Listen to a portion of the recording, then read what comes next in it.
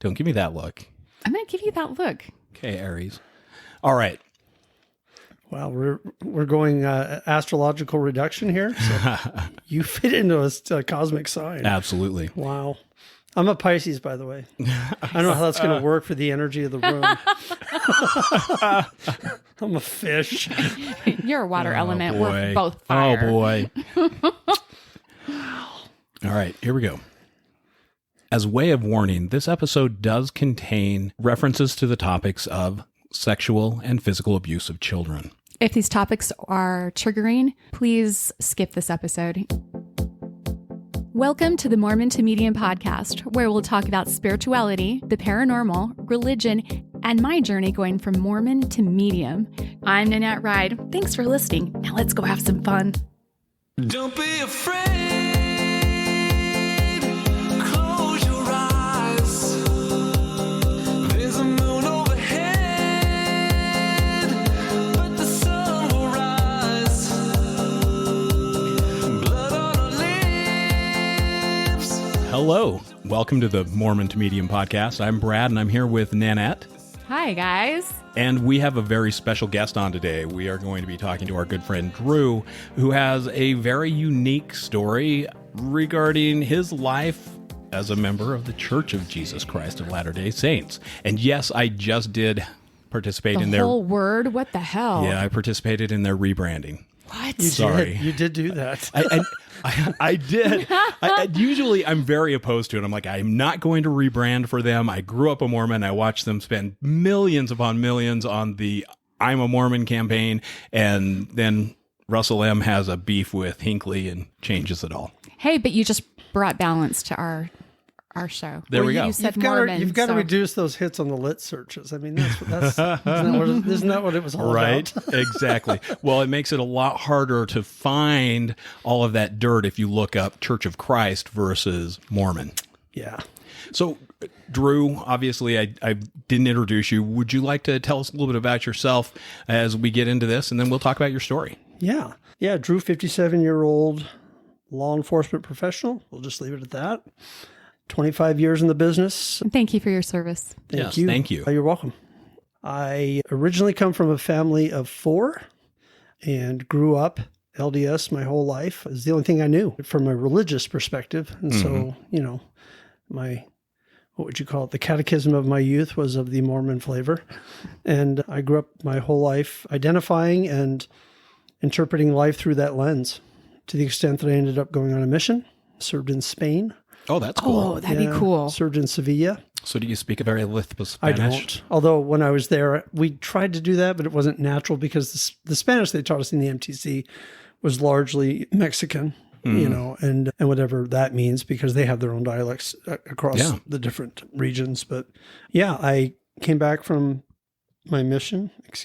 Always wanted to go to school, but I grew up never feeling confident that I could go to college, but I always dreamed of going to BYU. And I grew up in a really abusive home, really troubling home. I don't know. Do you want me to get into that? I don't mind talking about it, but I mean, do you think it's germane? Hey, look, it's your story, and I think if you think it's sets part the of context. Yeah, if it's part of who you are, let's talk about it. Yeah, cool. Yeah, so I grew up in a home where there was a lot of sexual abuse. My mother was very abusive to me, and when my father left, she was extra abusive to me and would beat me bloody, tell me I was dumb, tell me I was stupid. Oh. She would knock me out. And Wow. yeah, I went through just that was probably the hardest thing I went through as a child and a youth. But, so it's interesting in listening to other victims that have gone through that and done the therapy and done the work. And I can talk about it and it just rolls off my tongue now. And I'm like, yeah, that's something I went through. What I learned from it though was I sure remember what she said. I don't really remember the blows, but I'll never forget the things she said. And that was really the most damaging. And you often hear those axioms, those quotes about words, and how they cut and they're damaging and you can't take them back, right? I would tell you that's very true. Because I'm 57 years old and I still remember the things she said. Don't remember being hit so much. I remember what she said. Well, I think our bodies are really resilient, all right? They tend to build up that tolerance to whatever is happening to it and balance it out and go, okay, that's not so bad. I can take this. But yeah, the psyche gets those words and Well, can you're hurt. dealing with the schizophrenia of the motion or the moment, the dichotomy. Maybe that's a better word, but I mean, here you are. You're this child, right? Mm-hmm. And this is the woman who gave you life. She's supposed to love you and protect you. And Yes. yeah. And she's murdering your soul Yeah. with each hit, with each word. I mean, she's just destroying you. And so this person who's supposed to be safe is no longer safe. And so, you know, when you look at like Dr. Heller's work on attachment theory about co-regulated nervous systems and how healthy children and adults will manifest as healthy largely because they had parents that taught them how to regulate the reptilian brain, you know, because that's all we are as kids. We're just little reptilian brains freaking out until people teach us how to breathe through an incident, you know, going back to Law Enforcement Academy, tactical breathing and learning how to just get oxygen in your head so you can make better decisions, even when, you know, the shitstorm's flying. But you don't know this when you're a kid and you're suddenly having to, you know, go into combat breathing and you have to comfort yourself because the very person that's supposed to be providing comfort is betraying their charge as a mother and a caretaker, right? Right. And so I grew up my whole life just in this very survivalistic mindset, very afraid. But you also grew up, I grew up, let me make it first person, not third person. I grew up coping in ways that weren't healthy, you know, distracting myself in ways that weren't healthy, you know, and in adult life that turns into a whole bunch of different maladies, doesn't it? But yeah, so by some miracle of God, I remember once when I was a kid, I was probably, I want to say 14 or 15, and my mother beat me for the last time. And I finally fought back and beat the shit out of her. And I stood over her and I looked at her and I said, "Do you ever touch me again, I'll tell the police everything you ever did." Wow. And that was a powerful day. I'll bet it was. That was very liberating to have had enough. Yeah. And I'm standing there with a bloody nose. My face is bloody. She's hit me that much. And I just beat the shit out of her. And I just told her, "If you ever touch me again, I'll tell the police everything you ever did." So I still had her dead to rights, but this is why I had to think, right? This is terrible. I had to think like this when I'm 15. Go ahead. Do you have a question? Well, I was going to say, what clicked? What changed to make you finally go, enough is enough? What happened inside of you to say, this can't happen anymore? I've got to do something. You know, bro, that's a great question. I just remember snapping.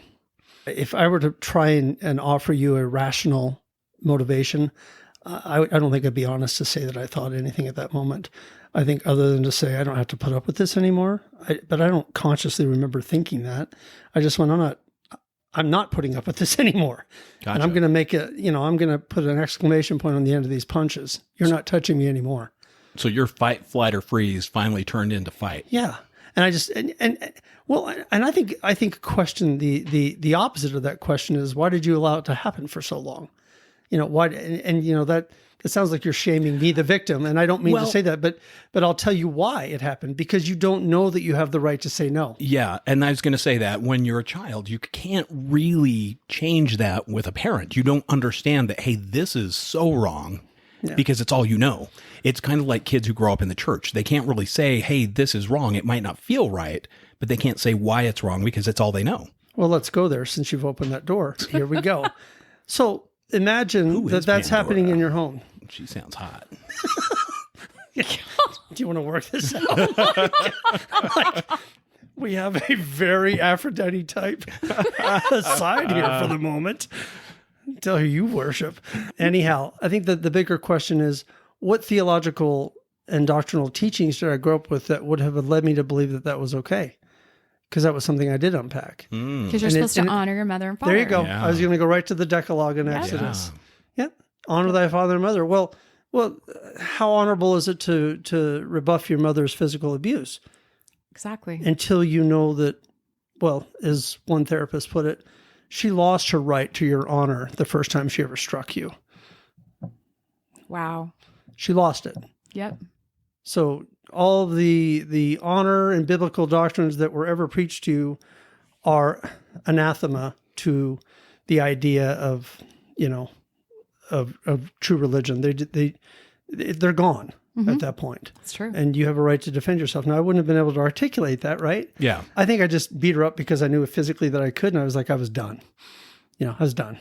You know? Do you know what? Good for you at that point. I mean, that sounds really weird. Yeah, I'm glad you kicked the shit out of your mom, but At that point, yeah, it sounds like that is what exactly needed to happen. But this is what I was growing up with, and that's just scratching the surface. And then you have all the sexual abuse going on, and you have all this other stuff going on in the house. You can tell that the subject matter is winding me up a little, but that's okay. No, I'm You're okay? I'm good here. Yeah. Okay. Sorry to interrupt you. No, that's fine. Yeah. I'll hold this rock. I'm not going to talk to the rock. We don't have a hat Well, anyway. well, what I'd like you to do is like to be utilize sorted. that rock. And I just want to be clear, it'd be Slytherin. Damn, it'd be Slytherin. It'd be Slytherin. Please choose your house, and then you can go ahead and translate ancient text. I like snakes. Especially that one in that garden. That's a fun fable. So, yeah, sorry, I totally got you off track. Where were we? That was a great track, though. That was fun, right? Yeah, if you want me to go comedy, I could do that. I did comedy was in college, by the way. I did stand up a couple peg gigs at Johnny B's and up in Idaho. No, right on. Fun. Oh, yeah, I had fun. I love Johnny B's. That was way back. I just dated myself. But anyhow, so yeah, And I grew us. up. And us. I'm older than you. Are you? Oh, you are. You don't look older than me. Anyhow, I think I do. like I'd say, no, you actually do look a lot older. Yeah, Jesus. You're Oh, just my in my God. house and you have to stay here. So. So when did you resurrect? Okay. Anyhow, You just crossed a line there. Oh yeah. Well, yeah. Yeah, I did. I keep getting death glares from Brad over here. So upset. Yeah, I can tell. I'll just drink my water. You two can work that out. Oh, this one. Anyhow, before we got horribly sidetracked on this comedic trip, what were we? That's a story We go of from this like show. the depth and woes of sexual abuse to like you resurrected. Well, Makes no so- sense. Hey, let me tell you something about me. When things get deep, I tend to change the mood up a little bit with humor because I'm like, God, that's deep. I feel that right here. And so I like to lighten things up a little bit. I do the same. It's not to make light of your situation or what's happened to you. don't feel that way at all. But yeah, it's just, it's one of the coping mechanisms that I think I developed in law enforcement. Well, oh my God, look at this crash. Yeah. You know what I mean? And then the humor comes out. Well, Nannette and I were talking about that at lunch. How in our transcendence over our abuse and the things that have happened to us, we tend to get really self-regulated and we're very aware of what we're feeling and we know when we need to ground, we know when we need to shut off. And we're very comfortable telling our story like I did. Like I just say, I've been sexually abused. What's really interesting is when you say something like that to somebody who hasn't done any work or hasn't made peace with their own sexual abuse, you can see them gristle and start to Yeah, get it's uncomfortable. uncomfortable. Yeah. Yeah. And I think we have a duty as people who have transcended our own abuse to be mindful of that and to be careful not to share too much or say, hey, are you okay if I talk about this? And that's something I've learned in my transition out of the church is I don't have a right to harm somebody else who holds dear a theology I once did. They may not be ready for it. And I don't have the right to impose that type of existential whiplash on somebody, even though I've been forced by way of, life and of course, Corey's funeral to look at that part of my life. I don't have a right to harm anybody else when I talk about it. And so I always say to people, if you'd like to talk about why, like we're doing here, why I left, I'm happy to tell you, but understand you might hear some things you don't like. Yeah. Buckle up and keep your Yeah. arms and legs in the machine at all times. Understand that you may hear some things that you didn't know. And I don't mean you harm, but I'm not going to prevaricate or dance around issues that. Wait a minute. Did you just use the word prevaricate? Prevaricate, I did. Nan? My mom used to use that word all the time. That was like her favorite word. Are you a prevaricator? Taking a little bit of truth, mixed You with know a what? little bit of embellishment. I have to tell you though, when you said that you snapped and you beat your mom, Yeah. I literally had a moment like that because my mom beat me until I was in my 40s. And Whoa. yeah, my mom had overdosed and this was a regular thing. And so the neighbors knew that I was the only one out of my siblings and myself that would stand up to her. And so they called me to come over and Corey went with me over, and my mom just started wailing on me, like punching me in the face and the chest, like all over. And I've had it my whole life. So in my little brain, it's like, okay, here it comes. You know, it's, I'd either say a smart ass remark, or I'd do something to make her even madder, or I'd do something to make myself laugh so that I could take the blows because I knew they were coming. But I had that happen. So when you said that, I felt that. I literally snapped something in my head, just snapped, and I shoved her to the ground. And I told her, if you ever touch me, I will kill you. Don't you ever touch me again. And Corey whispered in my ear, and he goes, it's about time. Wow. Like, seriously. And she never touched me again. She tried to beat the shit out of Brad. Well, That's a whole other that story. go? I He don't know. laughed. I don't know that she was trying to beat the shit out of me. She was just trying to. She was punching you She was right and trying. left. She was trying to emphasize her point. He goes, I excuse still me, don't did think you that just sells hit well me? to the jury. Yeah. God! Yeah. I'm like, wait a minute. Did you just do that? If you do that again, you're going to get out and walk home. So she punched him 5 more times and, And got then out and jumped walked. out and walked. You meant what you said. Oh my gosh! She just did it on her own accord because she's like, okay, I'm going to have to walk home if I do this, but it's worth it. But I felt you. I wanted you to know that when you said that, I was just like, oh my gosh, like I've been there. I know what that feels like. I know. And you can't explain. It's just a click that like, I'm done. Yeah. This isn't but happening. it illustrates, going back to my point about harmful theology that is conflated with an abusive experience. And this is something I've worked really hard on in therapy, is looking at the harmful theology or harmful interpretations of what otherwise would be good theology, conflating the abusive experience and making it that much worse. It wasn't enough that my mother hit me and beat me and told me I was stupid. It was a church telling me that I had to honor her while she did that. Yeah. And Right. not knowing in my head how to run against that and say, yeah, that doesn't feel right. You're just developmentally and intellectually, you're not at a place at 11 and 14 even to do that. You shouldn't have to be having those types of rational self-discussions, right? When you're 14. No, not at all. But we do. We end up having to have them, and we become different people. It's what I tell people all the time. I'm different. I'm just categorically different. And so for somebody who's never grown up sexually abused, that grew up in a loving home, God bless them. And their parents maybe weren't perfect, but it was enough of a loving, nurturing context that they were able to develop and progress through the phases of life normally, or relatively normally. And I just don't know that life. And so I found for a while when I would engage people that had that, I was jealous. I was envious, They never had to bear that cross. And yet, I don't know what they really went through. I only know what they told me. And I just have a lot more compassion now with people. And I just go, Right. yeah, we only know what people tell us, right? We Right. don't really know what they're going through. And so I just tend to meet people where they're willing to offer what they want to share. And I have to take that as face value, Right. and you'll find sometimes that you thought you knew somebody only, and I'm sure you'll discover things about me in this conversation that you didn't know. And hopefully it makes you look at me a little differently and go, oh, but we all have that story. I think we all have stories like that in us. And that's why I just think at the end of my journey in therapy, I'm suddenly full of a lot for people. And I just go, I don't know where they're at with their journey. I don't even know what their journey is, but I bet it's heavy. I bet it's been really heavy at times. That's a really good way to look at it. Yeah. I like that. And that's kind of the thing, is you kind of have to meet people where they're at in their journey and appreciate what they've gone through and where they are. And that's hard for a lot of us, right? And especially when we go, oh, I've got to be right. A lot of people love to be right. Well, it's interesting you say that. Just as we're sitting here talking, and I hope I don't get emotional, but We have tissues. well, it involves my daughter, and she is the most ethereal event of my life to know her, so give me those tissues. But we were having a conversation the other day and just talking about meeting people where they're at, and that translated to a really beautiful, rich experience I had with my daughter. It was Ashley's turn to bring the kids over to me with, our divorce plan.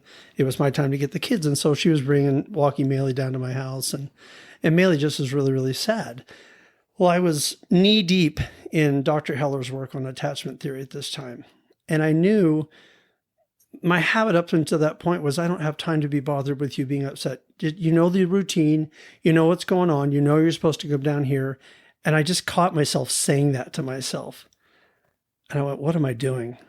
Like, but I've been doing this for years. So there was a whole separate conversation to have with myself after that, and a lot of work to do in counseling after that. But I just stopped. I could just hear myself saying, stop. She needs you to be a dad right now. She needs you to meet her where she's at. And so this little girl is just looking at me. She's sad. And I just walked over to her, and I swear to you, Angel's somebody, but words came out of my mouth that I had never said before. But I just said, sweetheart, you miss mom, huh? And it's sad. It's really hard coming down here when you've been with mom. And I know how much you love her. And you know what? It's okay if you miss mom, even though you're with me. That's okay. I just put my hand on her shoulder and kissed her forehead and walked away. I kid you not. 2 minutes later, she's like, Dad, I'm going over to my friend's house. She just needed that from you. She needed her dad to say it was okay to feel that way and not feel like she was betraying me. That's my sense of it. But why at 57 am I just now learning that, you know? And then I went down this whole rabbit hole of, I wish I had done better sooner. And I went, but you got it right this time. Yeah. You got it right now. Yes. And see, this is the shit that happens to you when you grow up in homes like that. I think they're related.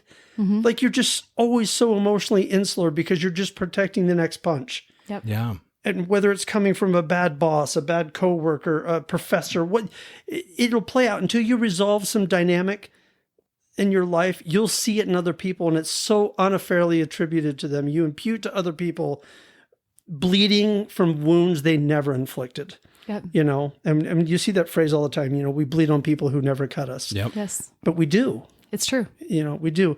And I was like, you can't bleed on your daughter. You can't do this to this little girl. She just needs you to be a dad, and you can do this.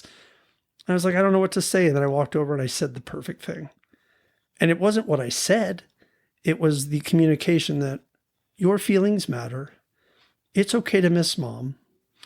And you're not betraying me to say that. And I'm no less dad because you miss mom, even though you're physically with me. It was a beautiful moment. Well, and her feelings weren't wrong. It was okay to be. And who I she modeled is. a man validating her feelings. Yeah, absolutely. And if she grows up to like men and want to marry men, I hope that's something she looks for. These are the golden nuggets, though, that happen when you show up for yourself and when you do your healing. And healing is hard. Oh. It is not fun. No. It is sitting in your shit and looking at it and sifting through it and then learning to love it and transmuting that energy into something that you can see in other people, and you can transfer that love across. And that's what you're doing. You're seeing people for who they truly are as a soul that has gone through all of these things, because we're here to learn. This is our school. Yeah. But as you learn to love yourself, that is when you love others more deeply.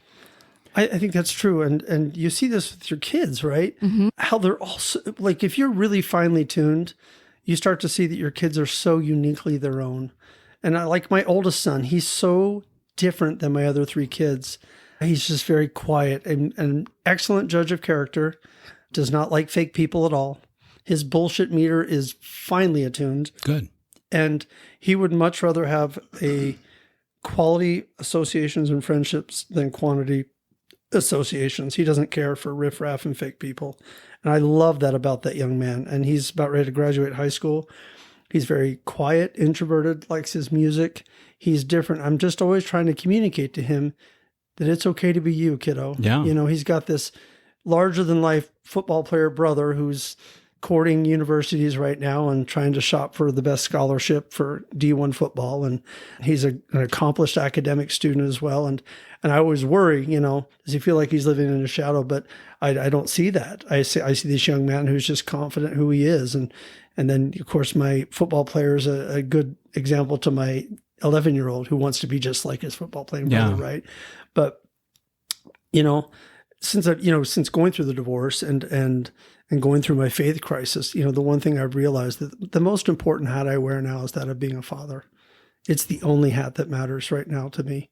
No girlfriend, if that comes along, great. But I'm seeking the richest experiences with my kids right now. One that's free of me being so messed up that I'm not doing a good job as a father, right? Yeah, that's outstanding. Where I know that I could do better. When and I have that sense, you got to do some things better here. Yeah. Right. Well, and being able to not shame your children for loving their mother is a big deal, because Yes. there are a lot of folks who get divorced and they use that as emotional warfare towards the other person. Oh, your actually, dad did this yeah. and that, and your mom did this and that. And there's this back and forth that creates so much turmoil in a child's life that they carry with them their whole lives, right? Yeah. So kudos to you for recognizing that and not speaking out, in a negative way towards your ex. And I want to say kudos to Ashley, because And Ashley's your ex. she's my ex-wife, and she and I both have laid aside whatever our marriage was, and we have both brought olive branches to co-parenting, to how we raise our kids religiously, philosophically. We're both very united on that. There just is no contention. And listen, I'm not here to tell you that our divorce was not messy. Of course it was. Divorces are. But you get to a point where you have to transcend that and say, what is the greater good here? And the greater good is these kids. And I had a lot of work to do. To her credit, she started doing the work a lot sooner. But we are now at a place where we cooperate for our kids. And you say, well, you stay together, you stay married for the sake of the kids. I say you get divorced for the sake of the kids sometimes. Right. And you learn how to co-parent for the sake of the kids. And everybody's happier in this scenario. And that may not make sense going back to, the religious foundation of this discussion. I grew up, you don't ever get divorced, and, and all these stupid ideas about why you should stay together, even though somebody's going to be a doormat in that scenario, right? And somebody's not going to be happy, if not both partners. Yeah. And it's a stay married at all costs and pretend you're happy. Well, let's go back for a minute and go back to that 15-year-old who stood up to his mother, said, hey, don't ever touch me again, or else. What happened after that? How did you get out of that household, out of that situation? Because you said, hey, I want to go to BYU, Brigham Young University, right? The Mormon college, want to wear the blue and represent and watch the football team. Jim McMahon's a stud, and, all of that. Yeah, let's go back there. So this is probably the most influential years of my life, where I even have the card for my senior graduation where my stepmom at that time said, I hope you get your wish and go to Brigham Young University. So I have proof that dream is memorialized in a card my senior year of high school. And I hold it because it's proof that I was always thinking that. And I always saw myself as not the dumb kid my mom says I was, I categorically said I'm not dumb, even though I was doing terribly in school. But we all know that sometimes kids perform poorly in school because their home environment's hellacious. Yeah. Right. And there's not space for them to breathe academically. Yeah. If you have to go home and fight for food and fight off your mother beating you, when do you have time to study biology? Right. And that was just how it was. And I was like, no, I am not dumb. I am smart. I'm really smart. And I just told myself this. So this is where I started to find out a little bit of just who Drew was innately, like maybe how I was born. And I was like, the very woman, you'll notice I'm not even talking about my dad at this point, because there's another issue there, and I won't get into too much of that, but he was largely absentee, at these years of my life. And I'll just leave it at that. But not a good experience with my dad. I think that's a fair way to put it, but I won't get into details there. Well, and to be fair, that's a lot harder one to get over, I think, sometimes, because that was your male role model example. And for you to go, okay, this is what that was. I can't be that. That's His typical. behavior was deplorable. And his example was deplorable. His behavior was deplorable. And we'll just leave it at that. But so I did, to your point, I didn't have a male role model. And my mother was beating me and telling me I was stupid. So this is again, the bubble that I'm growing up in. The lens through which I'm looking at life is survival. Yeah. Not living. No. These are categorically different ways of being. Yep. Yes. And surviving is no way to live. It keeps you alive, but it says nothing about the quality of life. It says nothing about becoming authentic and discovering who you are. These are the years that you do that, right? But I'm not doing that. I'm just trying to figure out how to avoid the next punch and get the next meal. So I end up telling my mom, you'll emancipate me and sign the papers of emancipation, or I will tell the police everything you said. I made it legal. And this is when you were 15? 15. Wow. 15 years old. These are the types of decisions I'm making. So, and this That is not a stupid kid. you know, Just going to say that. So a couple in our ward, I was really good friends with their son. They had made the suggestion, and then I told my mom, you will do this. It wasn't a... And for those who are was listening thinking who about are this. not familiar with the Mormon faith, a ward is essentially a neighborhood of Congregation. Yeah, a congregation. Or a parish. Your parish, your group of like-minded individuals within your religion that live in a close proximity. And I'll try and avoid that culturally specific language. No, it's a good okay, point. and we can clarify it as it comes up because that's part of it. I mean, it's Mormon to medium, so it's literally part of our history as well. Absolutely. That's a good point of clarification there. So I did. I got emancipated and I was adopted by this family. The problem with that was, and they legally adopted me, full on papers, lawyer, everything. And I lived with them for a year and a half. The problem is when you go from no rules To rules. to structure, that is a brutal curve. And I just did not adjust well to that. And so I lived there just my junior year after my sophomore year. And then I decided that wasn't going to work for me. And I went to live with my birth father up in New York. And so by this time, I think he was on his fourth marriage. And so that's where I met the lady, my stepmom, who memorialized my desire for BYU. So I did my senior year at BYU, graduated, nothing spectacular about my grades or GPA, but I still held this dream. And I thought, and I knew, you know when you're not cutting it academically and you know that you're not college material. And I'm just like, I didn't take hard enough classes and I certainly didn't get good enough grades in the classes I did take or those classes. So I just knew, but I was like, no, I'm going to go to school there. I don't know how it's going to happen. So this is where I start to meet Drew, this kid that just has this dream and he isn't going to be told no, even if his mom said he was stupid and even if he didn't have the GPA and even if he didn't have the core work. So I thought, I'm going to go on a mission. I'm going to trust the Lord to bless me. Okay. So I'm an active member of the church up to this point. So that was my bargain with the universe, as it were, you know. Did your family go to church with you? Like your mother go to church? No, not after I left. We were I would say we were more inactive. I was active, but to answer your question, no, I went to church on my own most of the time. Gotcha. And you know, one of the side stories to all this is when you're going through all this and you have siblings, you become very estranged because your whole world is just to survive. You don't even have room to become endeared to your siblings. And we're all in the same horrible environment, just trying to live, right? Yeah. And it's one of the biggest, saddest things I have is just how estranged we remain still. Do you think that part of the reason you would continue to go to church throughout that situation was so you could have that family feel from somewhere? No doubt. And it was safe.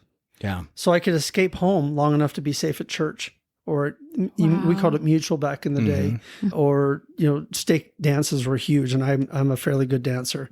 And so I was king shit. She likes to boogie. I do like to boogie. I was a bit of a break dancer back in the day. And there was three of us, the three amigos, we called ourselves. And oh my God, we would show up to stake dances and the game was freaking on. It was good times. That's And awesome. it was just fun. I mean, I don't know how else to say it. Maybe I remember the fish this big. I don't know. But Like I was essentially Michael Jackson. I was one of his backup dancers. No, I was not one of his backup dancers. But so I go on the mission and I come home, and then my life goes to shit. Right. Well, let's back up. Let's talk about the mission for a little while. You said you went to Spain. Did go to Spain. What was that experience It was like horrible. for you? I was so ill prepared to be in Spain. And when I say horrible, I just wasn't emotionally mature. Right. You know, I'm on a mission and I'm all alone in this room with a dude that I don't even know. And we're supposed to be praying together and doing things that I think are kind of quasi intimate.